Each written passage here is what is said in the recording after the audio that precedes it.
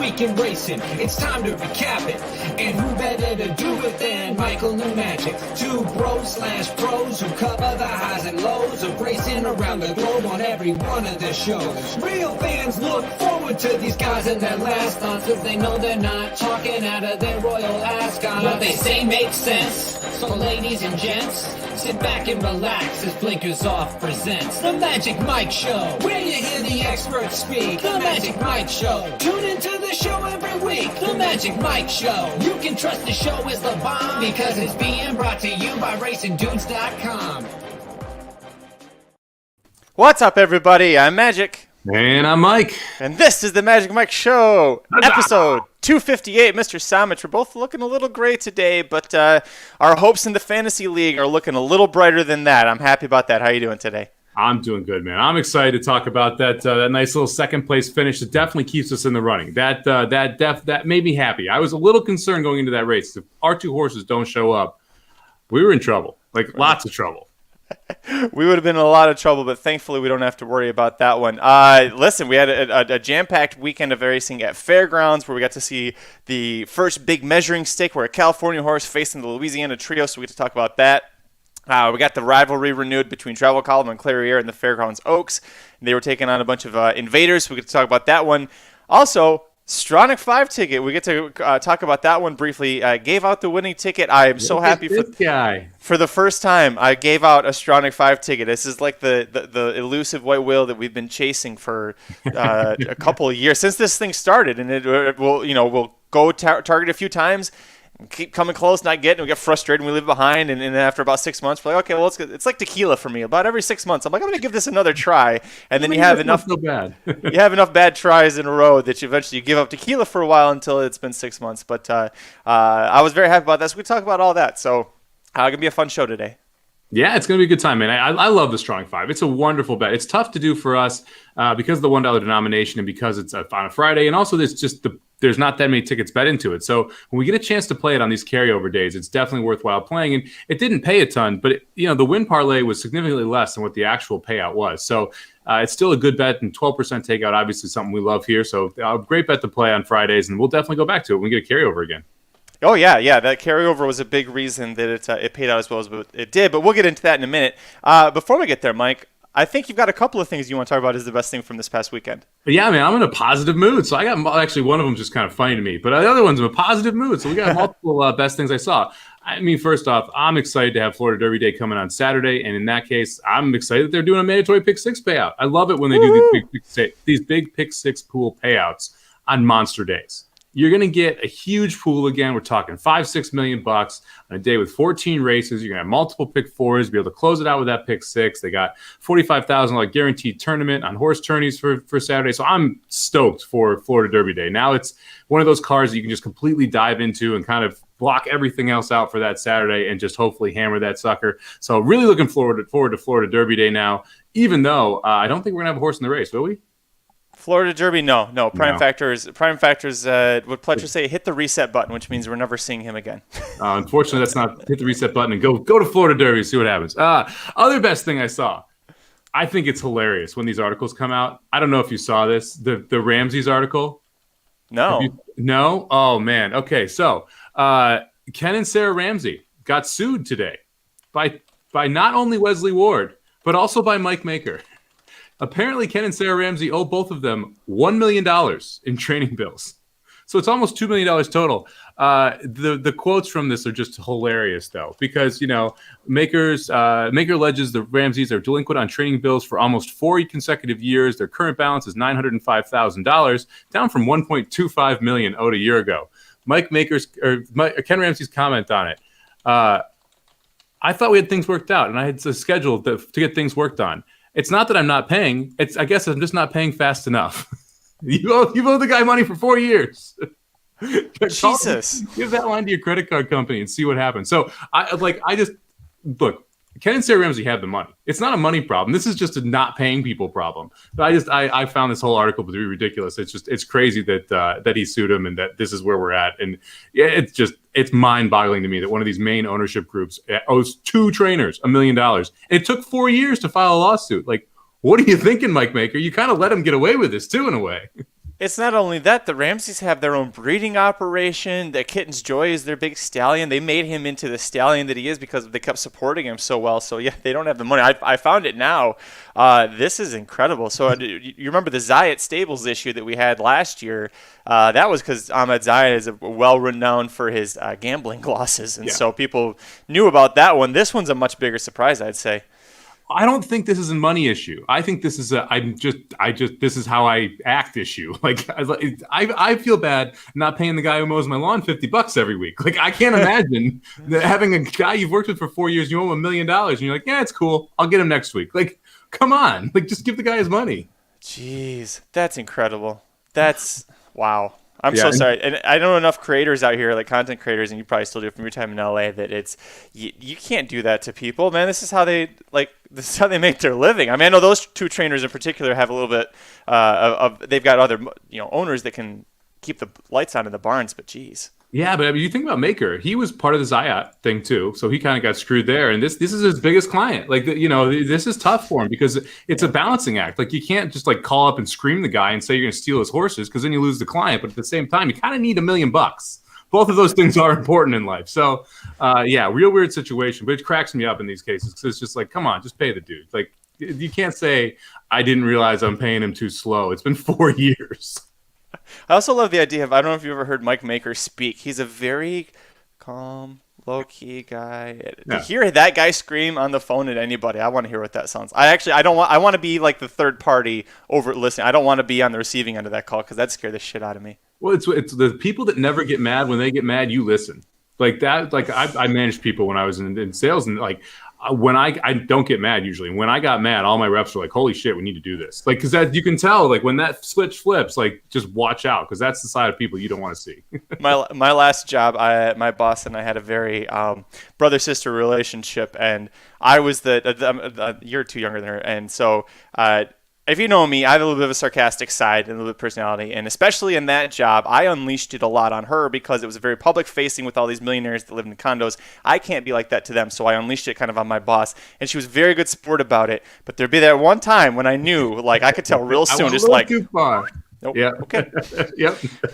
I'm gonna shut up and actually do this without bitching about it for once. So, and then I have a third best thing I saw. But we talked about this, and like the first time ever we actually talked about this for a show. It's the best thing you saw. So I'm going to go ahead and let you take that trip around the track here. It's opening day at Will Rogers in 2021, baby. This is the track that helped save horse racing, helped keep the lights on all through the pandemic in the early months last year. And the first day of racing is today. And, of course, Aaron Halterman of the Racing Dudes is live on site there.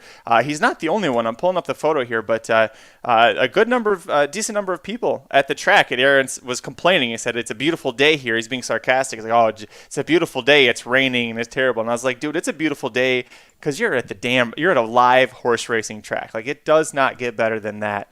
So here he is. He posted this. He is at Will Rogers. I don't know if they're still racing. It's that's only from a few hours ago. Yeah, there's one race left. It's been really chalky today. This is one of those things when Will Rogers runs, it's tough for them when Sam Houston is running as well because a lot of the horses, the Sam Houston horses end up at Will Rogers. I will be playing Will Rogers on Mondays and Tuesdays. This is one of my favorite Monday and Tuesday tracks, especially when the fields start to get full. You can find some bombs that are just unlikely hits in this spot that really balloon the pick 4 and the pick 5 payouts. I had a lot of fun here. I think it was back-to-back days. I hit pick 5s for $3,000 and $15,000. So I will be back at Will Rogers on Mondays and Tuesdays. It's a fun track to play. Highly recommend the pick 5, especially when the fields start to get bigger. And calling all the racing action, good friend of the program, John Lee. So he's down there. He is down there freezing his ass off in Oklahoma so that everybody can enjoy Will Rogers Downs. All right. Well, there was a tease to what we got coming up here. Mike, we're going to look at the Stronach 5 tickets from last Friday. Then we're going to talk about the Louisiana Derby, the Fairground Oaks, and our thoughts on those horses moving forward. Let's get into things, Mike. Riders up.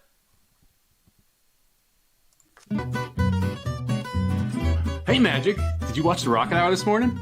I did. I saw he got to break the news about everybody Racing News working with Manscaped. Yeah, man. Manscaped.com sent us what they call the perfect package, which totally fits, by the way. It's got lots of good stuff inside. Oh, yeah. So they got this electric razor. They call it the Lawnmower 3.0. It's cordless. It's waterproof. It's rust resistant, so you can take it in the shower, so it makes it easier for the little hairs and stuff to go away. It's easy to clean, which is nice, and it's a really safe way to keep yourself pretty well manicured down below the waist. like a freshly trimmed Arlington Park turf course. Oh, yes, sir. That's great. Just like that, the Perfect Package also includes a ball spray toner, which sounds weird, but it'll keep you feeling fresh even if you're coming off of a layoff. And there's also this anti-chafing deodorant. You can use that to protect you when you're sweating out that inquiry at the track. It's all really great stuff in this thing.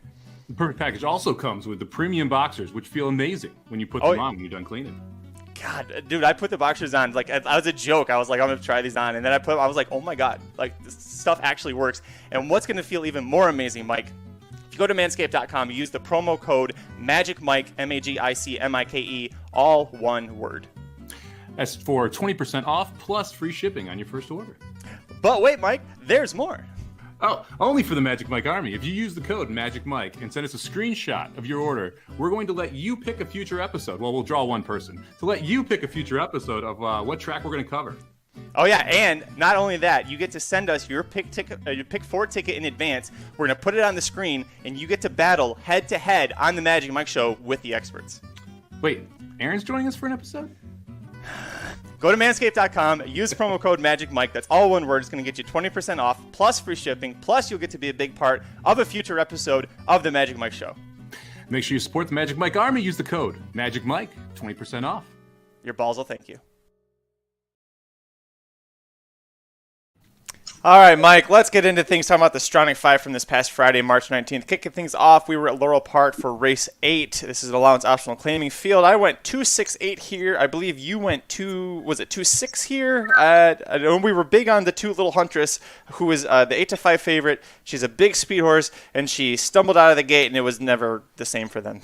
Yeah, this is one of those wonderful times where I singled the 2 horse, and literally 2 seconds into a 5-race sequence, I knew my ticket was busted. So, it's one of the, I talked about how I felt that the 2 horses were going to be able to get to the lead and was clearly the fastest horse in this field. Like you said, stumbled out of the gate, 2's race was over. The other 2 horses that we talked about were the 6 and the 8, and luckily the 8 horse, Paradise Song, was able to get the job done here and keep your ticket moving along. And if anyone listened and played the other 2, my ticket was alive too, but my one I gave out was real fast. Well, and listen, here's the not that you need defending, but you took a bold stand because you wanted to go deep in some of these other legs that where I went too deep, and I still can't. We'll get to that in a minute. I can't believe I got out of that one. But the 2 looked like if you were in a single in any of these legs, this seemed like a great spot to do it. And the 2 was my top pick. And listen, when you've got a speed horse and you single a speed horse and they don't get out of the gate cleanly, that's the risk you take with the speed horse. Just like if you single a closer and there's no pace, well, you single the closer, that's the risk you take. So would you have done anything different here moving forward from this race? No, I mean, this was my biggest opinion of the day. I still believe the 2 is the best horse in this race. Just didn't get the trip that I needed. So it's one of those where you just kind of take it with a grain of salt and you move on, and you either play back the pick 4, which isn't really an option in this case, or you just wait till next week and play the Stronach 5 then. Look, I didn't get to the winner in the next race at Gulfstream, which we're going to talk about in a second as well, and I would have had to hit the all button to get there. And so my ticket would have taken a lot of moving pieces, a lot of Tetris to be able to get home. So I'm not too stressed about this. I thought the 2 was the best single and just didn't work out. Well, let's go to Gulfstream Park, the second leg of the Stronach 5, race 8 there on Friday. I loved the 3 Bahamian girl so much that she was my top pick, and you, when you started things off when we were talking about this leg, Mike, you listed off a couple horses you like, and you said, and I really don't like these 2 horses because they're speed horses, and the first one you said was Bahamian girl, and it's like, that's my top pick. It's never a good feeling when I hear you say that you are completely against a horse. It's one thing if you're not, you make it on top, that's fine, but when you're completely against it, I was like, oh, shit. But she split free, and Marcos Meneses, who's a jockey that I've heard you talk about plenty on past Magic Mike shows, that you like to play him because a lot of times you get a good price. Well, I got what was that 9-2 to get Bahamian Girl get to wire. So 9-2, we're moving on forward. This is a nice example of speed used as a weapon. This horse was done at the 8th pole, but ran him off their feet going 45 seconds to the opening half, and that got the 4 horse, who I really liked, who Paco was on, about a mile and a half behind. And he was flying at the end, but just had too much ground to make up because of the way that the 3 utilized his speed early in this race. And that's what was able to really separate the 3 from the rest of this field. The favorite going into the race, and then actually not for most of the betting period, but ended up being the 5-2 favorite, the 2 Assume Control. We were both against because we both said there are faster horses here, and this horse seems like a need to lead. So I think that we correctly, even though you didn't have Bahamian Girl, you did have Etana, who was flying really hard, like you said. I think we both made the right decision to play against Assume Control. We thought that this was a very vulnerable favorite in this spot. Yeah, these races are I believe, the toughest level at Gulfstream Park. These $6,250 claimers, they literally trade the winner's circle back and forth between each other. I would say about half the field is generally claimed by someone. They switch barns all the time. They change the distance on us, so it's like 6, and then it's 7, and then it's a mile, and it's 6.5. You have all of these kind of funky moving parts, and you have a bunch of claims out of these. So you have new barns with them. There's reclaims. There's just so many angles going on that this can be a really tricky one, because you also have this low level and inconsistency in these horses where prices can jump up. Generally, if I'm hitting the all button at Gulfstream, these are the type of races I hit the all button in. Yeah, and speaking of which, the winner behind me girl did get claimed out. I forgot to mention, this is the bottom barrel 6250 claiming level, which was making both of us just kind of like pull our hair out. I think I went like a 3 deep in this leg. I was feeling pretty confident. I went 3 deep and with a 3.58, so I felt pretty good about this race. The next one, this is the butthole pucker leg. We're gonna go back to Laurel Park, their final race 9. They saved all the fireworks on Friday for the finale. I was 2 deep here, and I fully admitted this is a really big risk to go 2 deep, because we thought that this was the $10,000 maiden claiming older fillies and mares. They're 4 and 5. I mean, these are not fast horses, and they're not talented enough to go to the breeding shed, or else they'd be retired. I was 2 deep, and I liked the favorite, who was Thunder in the Valley, the 10 horse, and I really liked the 8 shuffleboard. And I had kind of a Mike moment with that first race at Laurel, where I saw the 8 have a really bad start and a really bad trip, and I thought, well, shit, I'm now relying on a 4 to 5 favorite to get the job done in an 11 horse field, and this horse is second and third, 8 times in her career coming into this. So I was pretty nervous, but she got the job done. And then we have the whole issue with an inquiry. I texted you, I was like, man, this is good if there's no inquiry. Inquiry sign came up, and I was like, oh. Yeah, this isn't how you want a 4 to 5 to win. When you play a 4 to 5 shot, where it's literally a 90 to 1 shot that it's jostling with the entire stretch run.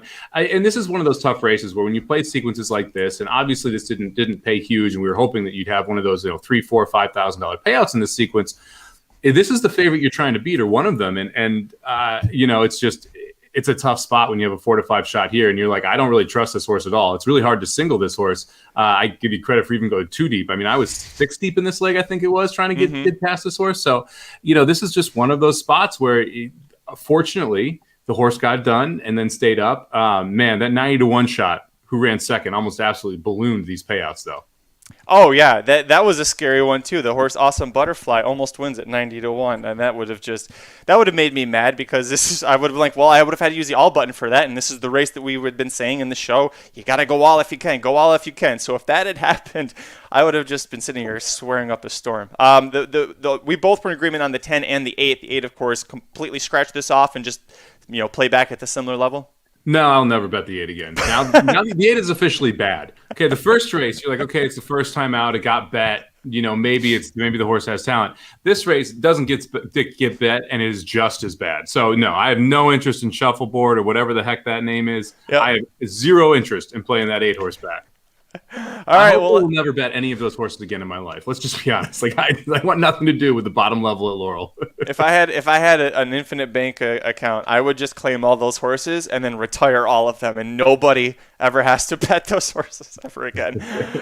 Let's go over to Santa Anita Park, where I had some fun betting over the weekend. Race 3 was the 4th leg here. And Mike, these last 2 legs, I was 2 deep and 3 deep. I was pretty confident because you and I saw these almost exactly the same way.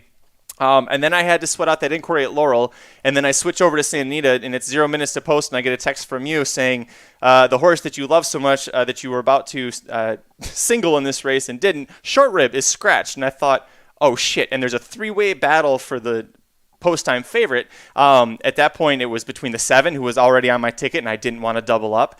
There was the 2 Sky Navigator taking a class drop. I didn't like that horse. There was the 3 Hard Metal, who ends up being the 9 to 5 favorite, gets the job done. Those 2 races really threw me off, and it was a very palpitating moment watching horse racing. But I'm happy about this race. Let's talk about what happens with rules in general, because this came up online.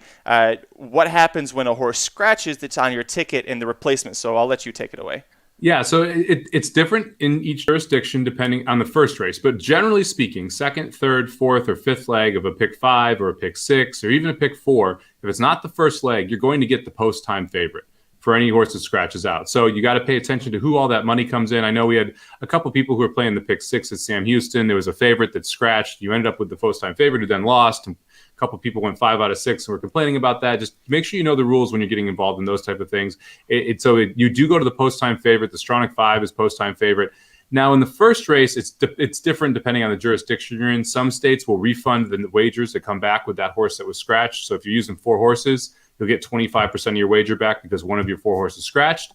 If that horse scratches out, then in other places, if that horse scratches out, you'll get the post-time favorite. So it depends on where you are in that first leg. But generally speaking, second through whatever leg of the sequence, with 4 or more, pick 4, pick 5, or pick 6, you're going to get the post-time favorite. Pick 3s and doubles usually have consolation pick 3s and doubles.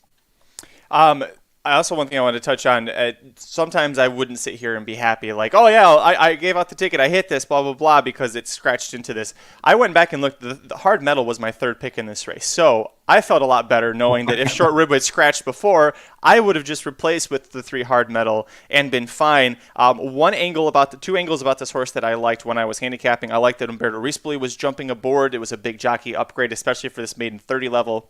I also liked that this is a California-bred race, and the horse is by Hardspun, who is a very strong national stallion, not a California stallion. So anytime you can see little mixes like that where you have an Into Mischief or a Violence or a Hardspun who's not a California stallion, siring these horses in these Cal-bred races, they're not good horses most of the time, so that can definitely give you an edge on that one.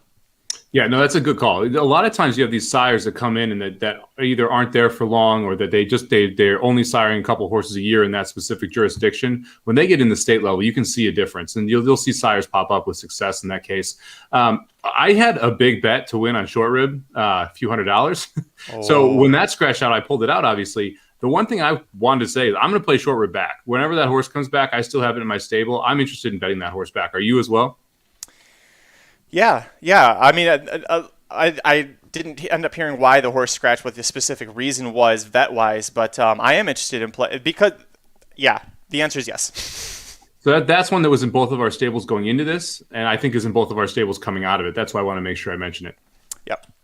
I was going to go into the big lengthy explanation why, but you can go back if you really care that much, which you probably don't. Just go back and listen to the Magic Mike Show episode. Fast forward to that clip. It'll just be the same thing, and I'll save everybody else the time. We'll move on to Golden Gate Fields, the final leg, the get out and go home leg with a little bit of extra money in the pocket, Mike.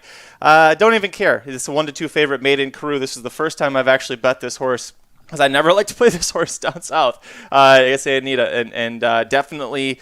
Got the job done. But again, bottom lever maiden claimers at Golden Gate Fields in for an $8,000 tag. Maiden Carew gets tagged as well as the one in the wind. I can't remember if this is a horse that you liked enough to play or just was one that you mentioned on the show, but is going to get claimed. But we both had the right decision, and we can pat ourselves on the back for getting the 1-2 favorite.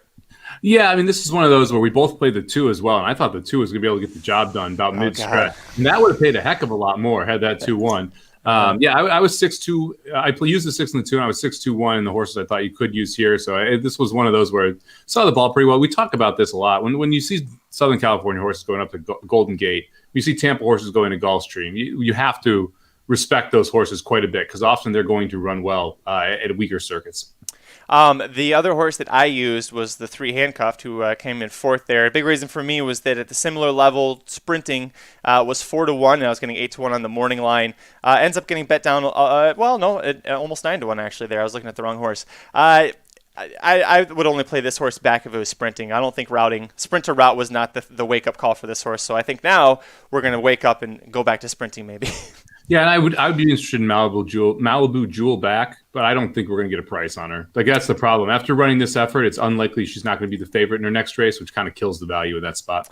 Yeah, it's really unfortunate too because this felt like the shot to even get a good price at 4-1 because it's a horse that you had played a couple of times at Santa Anita on this show. So you don't usually get Jonathan Wong horses you don't usually get them at 4-1 back-to-back races when they run like that. And as I mentioned, Jonathan Wynn did claim the one horse in the win. So I think that is a horse, especially not just that effort, but that Jonathan Wong plunked down 8,000 to claim. I think I definitely want to play that horse moving forward. But again, probably not going to get 4-1 on that horse either, are we? Nope, probably not. All right, Mike, that's enough of the patting on the back. Let's go ahead and look at Fairgrounds, where we could pat ourselves a little bit on the back because we have the second place finisher, Midnight Bourbon, on our fantasy league. Nobody cares about that. Let's talk about the winner. The 5, Hot Rod Charlie, Joel Rosario, Doug O'Neill invades, sets a new track record. I didn't realize that till looking at it just now. 155 from mile 3/16 on the dirt. Pretty much went gate to wire. He had Midnight Bourbon pressing the pace together early. Kind of a carousel finish, but the third and fourth place finishers dropped way off. So what do you make of this race? Well, this was a weird one. I wasn't huge on Hot Rod Charlie going into it. I'm not really sure what to think of Hot Rod Charlie coming out of it. This is definitely Stamps California is the best circuit right now from a 3-year-old perspective based on this horse coming here and beating what we thought was the third best circuit for 3-year-olds coming in and winning this race. I thought Midnight Bourbon ran really well. I thought that, the start of this race was very interesting. You had Hot Rod Charlie kind of press out there, and Midnight Bourbon kind of held back and intentionally sat right behind the horse and then could just never get by on the stretch. I thought Hot Rod Charlie showed a lot of heart because Midnight Bourbon came right up to the throat latch, top of the stretch. Even the 8th pole, it looked like Midnight Bourbon was going to go by, and Hot Rod Charlie ends up winning by open lengths. So I thought this was a good effort, and I'm honestly a little confused as to what to do with these horses now. I mean, obviously we're going to talk about Mandaloun and Proxy, who don't show up at all. I mean, Midnight Bourbon is now the most consistent of the 3 in the 3 Louisiana preps. But Proxy, you can say they added the blinkers, got pinched a little bit. Maybe that's the reason for the poor effort. What happened to Mandaloun? Yeah, that's a great question. This is back-to-back weeks where, as Vicky Velker said in the chat, West Coast speed prevails 2 weekends in a row. Brad Cox with the favorite in a big prep race. Failure 2 weeks in a row. That's, I don't know if that's indicative of the barn or just bad luck that they both happened in 2 weeks. I really have no idea what happened with Mandaloun there.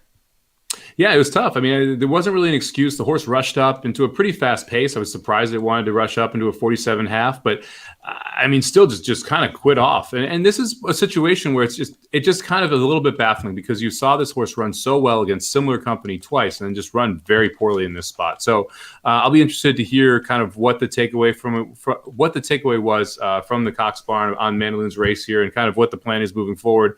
Horse has enough points to get in the Derby gate, so I'd assume that's the next time we'll see that Mandaloun. But it's one of those horses where it kind of went from that middle-ish top tier to now I would struggle betting this horse in the Derby. I read that on DRF, I think that Mandaloun is going to be nominated to the Lexington Stakes at Keeneland, which is just a 20-point prep, so it's not he has the points. It's not a points grab for him. But it is interesting because it's 3 weeks out from the Kentucky Derby, and I wonder if Brad Cox is starting to think maybe this horse isn't the Derby horse. Maybe he's points for the Preakness. Maybe, I don't know, Belmont. You got an Into Mischief colt going 1.5 miles. I don't want to try that. But it's going to be very interesting. I agree with you to see what happens with him moving forward. I saw this happen on the live stream that we did on Saturday, which, by the way, if you joined us, we had over 1,000 people watching it throughout the day, so that was amazing. But they brought up there and then brought up again here that Mandaloun and Caddo River last week when he lost, he was just terrible in the Rebel Stakes. They weren't running for points because they're in. First of all, Caddo River's not in. He definitely needs the points to get in. But what do you think here? Like, was this a case of where Cox was like, well, this isn't the final one? I think he just had 2 big blank misfires. Well, with Mandaloun, I think that it's a common. I don't think that he was worried. This horse is fully prepped for this race. Look, this is the third time this horse has run over this track. This is the third Louisiana prep race.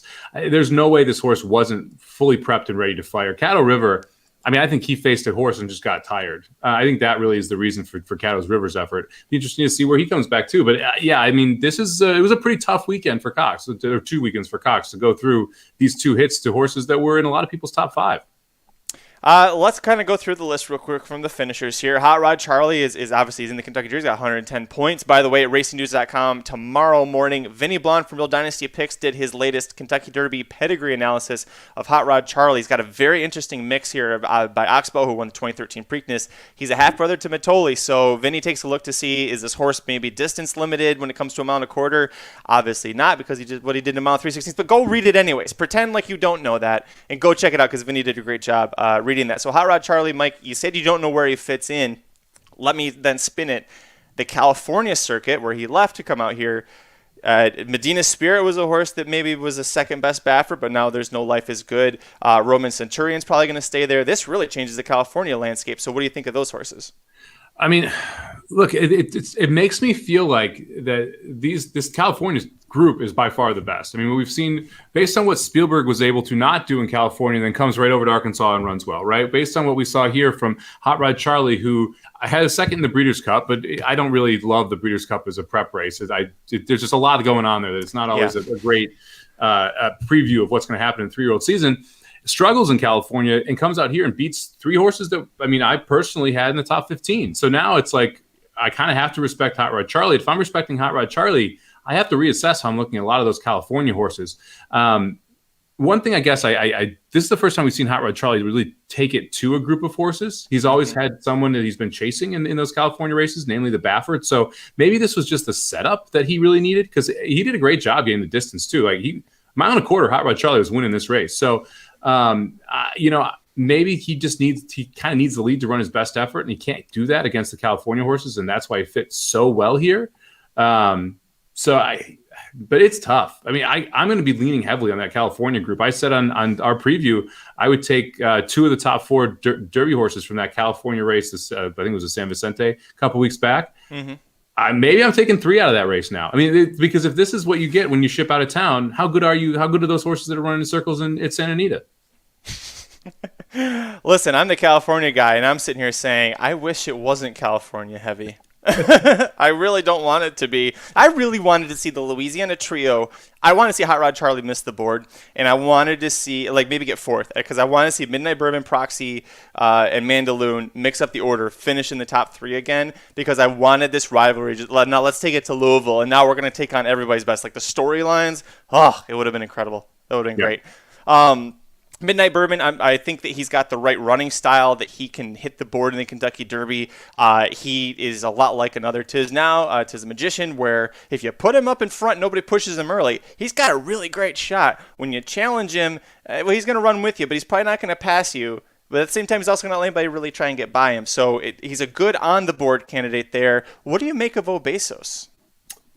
I don't know, because I made nothing of Obesos coming into this spot. And part of me wonders if they ran so fast up front, he was able to just kind of pick up the pieces, because this horse was in dead last through the first 2 calls in this race, and then consistently made up ground after that. I mean, if you look at the time, they went 6 furlongs in 1:11, which is really fast for this race, considering that you're looking at a mile and 3/16. I mean, that's a fast pace. For the first 2 horses to hold on like this is really impressive. Obesos runs on from last and runs pretty well. So, I mean, maybe Obesos now slips into that, can like dirty up the trifecta or the superfecta range. I mean, that's kind of where I don't see this horse winning, but maybe you could see this horse hitting the board and making, ballooning up those payouts. Proxy, this was the big one where he was adding blinkers. I was very proud of myself because I was against Proxy in this spot because of adding blinkers. And I said on the live stream, I said, you look at what happened with Mandaloon. You had blinkers, he blossoms. Hot Rod Charlie, they added blinkers, he blossoms. I was like, it's not a cure-all for every single horse. Well, if this horse needs just a little bit of an edge, just put blinkers on. If that was the case, Tacitus would be a grade 1 winner by now, but he's not. And Proxy puts on the blinkers, gets bumped at the start, but he just didn't really ever seem like he wanted to run. Like, he was just kind of there running in place. I would love to see them remove the blinkers for the Kentucky Derby, because I think that's going to wake him back up. What about you? It was interesting. Johnny V gave an interview around why they put blinkers on this horse, and he talked about how he felt that the horse lost focus on the backstretch and lost a couple lengths because of it in the previous race, and that hopefully the blinkers would keep this horse more focused. I feel like it kind of did the opposite. It felt like this horse became less focused because of the blinkers, and that the action around the horse was what was engaging the horse in running, and when just looking straight ahead, it kind of started galloping versus really going full out and being able to keep up with the rest of the pack. So this is one of those situations where blinkers probably wasn't a great thing. I bet they take them off. I'm interested to see if you even keep Proxy on the trail after this race, because I don't know how you're going to improve this horse to be that much better. And I think there might be better spots where you can run it versus running 16th or 17th in the Derby. So you have Hot Rod Charlie wins, Midnight Bourbon second, Obesos third. All 3 of their trainers immediately after, the day after, yep, we're going to train to the Kentucky Derby. That's what we're doing. Brad Cox with Mandaloon. We might go to the Lexington. We'll figure out what happened. Stidham with Proxy. Silence. Yeah. Silence. And this is a Godolphin homebred. Godolphin's got essential quality. If they think that essential quality has got a great shot at the Derby, and they think there's any question about whether Proxy is going to be strong in the Derby, they'll pull him back and they'll say go to the Belmont, the Jim Dandy, the Travers, the Haskell. They're looking big picture because they've got their Derby horse. So keep that in mind with Proxy.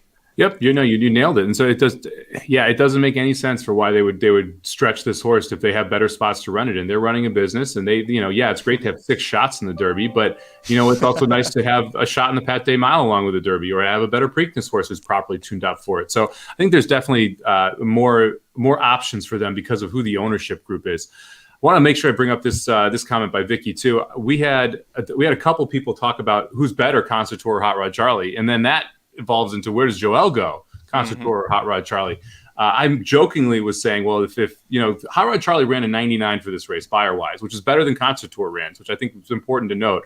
So, first off, I'll ask you the question: who do you think's better, Hot Rod Charlie or Concertor? Concertor. I would agree. So, do you think that's where Joel goes as well? Yes. And do you think that's partially because it's a Baffert over O'Neill, or do you think it's just because of the horse? I think Baffert plays a part of it. Okay. Yeah, I agree with you. So I would expect Joel to ride Concertor, even if he thinks Concertor is worse. So to me, I would not overstate him choosing Concertor over Hot Rod Charlie. And we talk about that quite a bit on the show, a jockey choosing a horse. Sometimes there's extracurricular things going on that help that choice be made. I think this is one of those situations where you almost have to pick Concertor because it's a Baffert horse. Let's see here. Where'd it go? Dennis. Proxy. No, that's not it. Where is it? There it is. What about maybe turf with Proxy? I think that maybe down the line, maybe in his 4-year-old year. I think he's still got plenty of talent. I think this was just a blinkers experiment gone wrong. What about you? I agree. I think Proxy to me screams mid-country Derby horse, Ohio Derby, West Virginia Derby, Pennsylvania Derby. We could just rack up some math wizard level paychecks for running in circles at these different places against horses that are a step below you. Or Hot Rod Charlie paychecks. He's now a millionaire after winning Louisiana Derby. It was really cool, too, that the reaction, because they had owners at Fairgrounds, the reaction from the specifically Bill Strauss, is an older gentleman. The racing dudes retweeted it, but just the pure enthusiasm and joy when that horse won like that he has a horse going to the Kentucky Derby is everything that is exciting about the sport. So you can go check that out. We got one race to talk about left here. Mike, actually, you know what? I'm sorry. You brought up the Pat Day Mile real quick because Dennis did bring it up in the chat. There was a horse that won a Louisiana-bred stakes race earlier that was Who Took the Money. Yep. Is now 4 for 4, perfect 4 for 4, all against Louisiana breds. Looks very good doing it. Even though this last race it wasn't the cleanest trip, but he still looks very talented. Dennis wants to know if we saw it, if you think he should go to a race like the Pat Day Mile or something like that. I wouldn't be shocked if we see a step up like that. I don't think I wouldn't be shocked if you point to somewhere like the Preakness, but those first 2 races, I had this horse. This was my single on the card, and I was sweating bullets because this horse gets loose in the post parade and then goes almost takes a pretty decent stumble out of the gate, and still is able to get the job done. Hasn't faced too much. I wouldn't be shocked. We're going to see open stakes next, right? I'm not sure where we'll see open stakes, if it's going to be somewhere like the Pat Day Mile or undercard of Churchill. I wouldn't be shocked if your plan is to try and go to the Preakness if you do end up at the Pat Day Mile, though. It's a likely landing spot if you want to try and see this horse take a step up, run on a big space. I kind of think this horse is going to be better 2 turns. The Pat Day Mile is 1. That would be my only concern on it. I think I might be wrong. I thought that the first race last year was a 2-turn race for 3-year-olds on Churchill or on Derby Day. It might have been an allowance versus a stakes race, but I think that they have a early race in the card for 3-year-olds going 2 turns. Maybe that's where you go and then you go to the Preakness. But to me, I think this is a stakes horse, especially look, people were comparing that effort to ridiculous things, so I'm not even going to bring that up right now. But it was a very impressive effort to get loose, use the energy on the track without a jockey, then to go in the gate and have a tough start, overcome that, and still win the race is very impressive. So I'm not going to take anything out of the buyer that horse got in that race. But there is a lot of talent there. So we should see who got the money in a stakes race next. Well, and props to jockey Gabe Sias because he got thrown off the horse when all that shenanigans happened. in that race. He got back on and wasn't afraid to pilot him. So, but great question, Dennis. I'm glad. And Mike brought up the Pat Day Mile, so I'm glad we're going to touch on it. Let's go back to Fairgrounds. One last race. Grade 2 Fairgrounds Oaks. This was the first 100-point Kentucky Oaks prep race of the year. Travel Column versus Clairiere rematch from the Rachel Alexander Stakes when Clairiere upset Travel Column. Some people, including our own Dr. Miranda, criticized Florent Giroux for riding Travel Column maybe a bit too confidently. I don't think there's was any worry about that this time. She strides home almost 3 lengths clear. Very dominant here. 2-1 favorite this. She's got to be your Kentucky Oaks favorite, at least on the morning line, right? Yeah, you'd think so, man. This was a very impressive win, and this is one of those spots where I had her on top, and I only used 2 horses in this race: Travel Column and the 4-horse Little Tootsie, because of a tip I got from a certain person. No, this is one of those spots where I think that people, like, we talk a lot about how prices get set because of the previous race, not necessarily the whole body of work. I think this is a great example of that. The fact that we get 2-1 here on Travel Column, I thought was a steal, to be honest. I thought, you look at the previous races, I mean, Travel Column was even money and should have won that race last time in the Rachel Alexandra. The time before that, when facing the 6-horse Clairiere, they both go off right around 5-1. And now we're getting 2-1 here on the horse, who I think is proven to be better in 2 straight races against a like opponent who was also the second choice in the race. Just seemed kind of crazy to me. So I thought the Travel Column was one of those where it was clearly the best known horse, and you're getting a good price on it. Yeah, she was great here. Super sensational. Dr. Miranda has been very high on this horse for a while. She finally got the lead that she's been trying to get, the early lead. A respectable third, but no match for Travel Column and Clairiere, but obligatory gets 4th. So Dr. Miranda gave out the Exacta Try and the Super on her show for free. So tip of the cap to her. Little Tootsie, listen, I thought she was sitting in a great spot. It was either too much too soon, or I think she's just not the same class as Travel Column and Clairiere, but took a shot. I don't know if 3-1 was the best price to get on her. She got hammered pretty good in that race. Yeah, she did. And it's one of those horses where you'd expect this horse is going to keep getting better. I mean, this is an Amos trained horse. It just sold for quite a bit of money at auction and ran really well, going sprinting for the first 2 times. Then went 2 turns, but was in the mud and didn't do as well in that spot. Just kind of a little bit over your head here. I mean, to really think that was all it was. We need a little more freshening at 2 turns before we're ready to take on, this level of graded company. So let's talk about the Kentucky Oaks. It's not as wide open maybe as the Kentucky Derby if you really love Travel Column, but is there any other horse who you see as a contender? We've got the Gulfstream Park Oaks next week, and then the Santa Anita Oaks, and then Aqueduct has theirs, and so we still have a few more preps, but your thoughts right now? I mean, I think Travel Column's the favorite, and after that, I think it's pretty wide open. And Phillies, especially to me, are more wide open than the boys in a lot of ways, just because you have larger improvements from race to race on the Philly side than you necessarily do on the boys side going into these races. So as 3-year-old Phillies, man, they're tough to handicap because you can have just illogical jumps in talent, and then you have to kind of predict it based off where the trainer is placing horses and what type of confidence they're showing in the horse. So to me, the Oaks has always been a little bit harder to handicap than the Derby in that sense. But yeah, I think Travel Column is clearly your favorite now. And I think you kind of have to respect Clairiere as well. Wouldn't be shocked if this ends up coming back the Exacta in that race. No, it wouldn't shock me at all. Clairiere is out of the Grade 1 winning mare, multiple Grade 1 winning mare, cavorting. So I'm very excited to. I've been watching her very closely because cavorting is one of the first horses I became aware of when I first started following the sport. So she's been very fun for me to follow. Travel Column looks incredible. The Kentucky Oaks is at 1 1/8. This was 1 1/16. I have zero concerns distance-wise for either of these top 2 fillies. Same for you? I agree. Yeah, they can run all day. All right, Mike, that's going to do it for this episode of the Magic Mike Show. Thank you so much, everybody who's been following along and joining us. If you're watching live, the replay on YouTube, Twitter, Facebook, thanks so much. Give us a like, a thumbs up, whatever you can.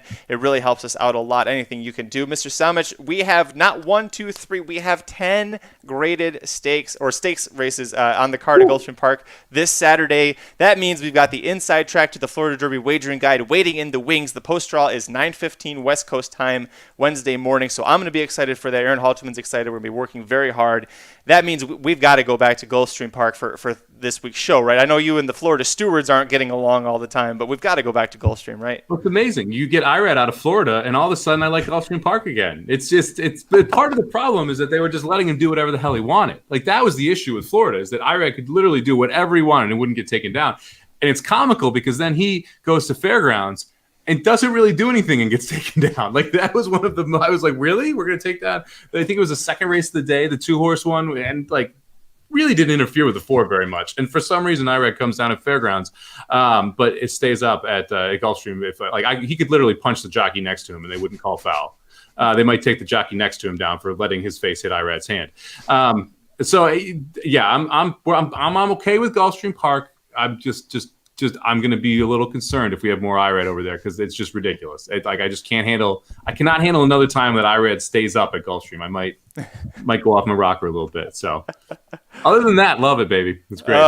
That's great. I'm loving all the comments in the chat too. People, some people love it. Some people, like Nick Feldman says, that takedown cost me a big daily double. That sucked. But it's the thing with like part of you almost have to not bet a race to be able to clearly discuss whether or not you like or dislike to take a DQ call, because the problem with horse racing is you're financially invested in the outcome that your opinion is going to be skewed. You're 100% biased based on whatever your financial investment is usually. So it's hard to sit there and be like, because I'm both of the IRAD DQs I'm complaining about, I would have won tournaments if that horse, the other horse, the one that he DQ'd or got messed with, if they win, I win the tournament. So obviously I'm pissed about it, right? Anyway, just enough with the IRAD Gulfstream. Yeah, we're going back to Gulfstream, man. Look, Saturday's a huge day at Gulfstream Park. We got 10 stakes races, 14 race card, I believe it is. We got a mandatory payout on the pick 6. There's a $45,000 live tournament on horse tourneys. You should definitely check out. We're now 2 weeks away from a $250,000 pool already, which is probably gonna get over $500,000 on horse tourneys. You can qualify for that over the weekend, including these Saturday races. So, like a bunch going on specifically at Florida. We got to do it, man. Oh, I'm fine with it. I just wanted to make sure that you were okay with it. So I mean, I'm not, but it's all. Look, I have gone to Gulfstream significantly less the last 2 weeks than I've been pretty much Gulfstream the entire way, and I've been leaving my South Florida home for quite a while there, and I'll continue to do that on days that doesn't make sense. But I like mandatory pick 6 payout, 10 stakes races, monster day. It's clearly going to be the best card. I think it'd be silly not to do it. Well, Jared Bush is excited. The Gulfstream late pick 4 got him 4,600 yesterday, so he's on board with it. Yeah, that 6 horse, the 30-1 bomb, was a huge one yesterday. Will we get the bombs? Find out on Thursday. Over at racenews.com, like I mentioned, starting on Tuesday, we will have this beautiful Kentucky Derby contenders pedigree analysis of Hot Rod Charlie. Also on Wednesday, Aaron's Kentucky Derby top 20 rankings debut. We didn't really talk about it. Life is Good is off the Triple Crown Trail. That news is old enough. It's been talked about enough. Makes things wide open, which means there's a new number 1 in the top 20 rankings. Did Hot Rod Charlie do enough to make it to number 1? Find out on Wednesday at racingdudes.com. You can follow us on Twitter. I am at Curtis Kellaward. He is at SummerBomb 18, number 1, number 8. Corporate overlords are at racing_dudes. Mr. Samich, other than Gulfstream Park, any other tracks you're looking at for the SummerBombs this week, or are we going straight to Florida? I've not gotten there yet, to be totally honest. I had a huge tournament weekend where I was in contention for major seats on Saturday and Sunday and did not win any of them. I got so much consolation. It's one of the most frustrating things, and this is just a first world problem. It's when you're playing in a tournament and like the top 1 or 2 get seats. And so I was playing in the Lone Star tournament on Sunday. The winner gets a $2,500 seat. I finished second, and I get $400 cash. I'm pissed off about it because it's like, no, I just want the seat. I come on. And it was because of the 4 horse that Santa Anita won the second to last race, Pelican Way, who's my alternate. One wins at 18-1, and like 4 people have it fly above me.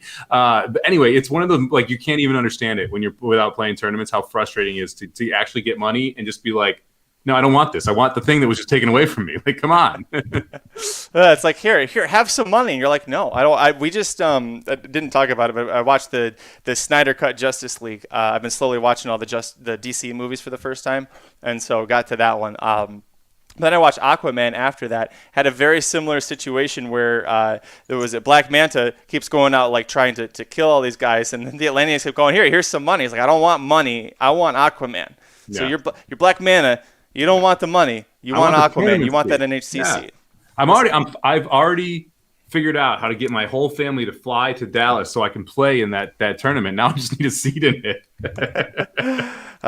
You're Black Manta going after the Aquaman. You really want to crave that, and I'm sure Mrs. Magic would probably love to have Aquaman in the house as well. So I should probably get out of here, go back to helping her with the nursery. We'll be back here on Thursday live at 5:30 Eastern, 2:30 Pacific. Please join us. We're going to talk about Gulfstream Park Saturday late pick 4 tickets.